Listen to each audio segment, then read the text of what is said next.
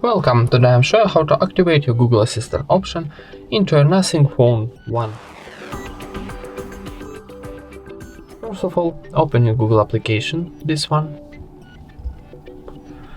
Next, in the top right corner we got our Google account icon, so tap it. And here choose settings.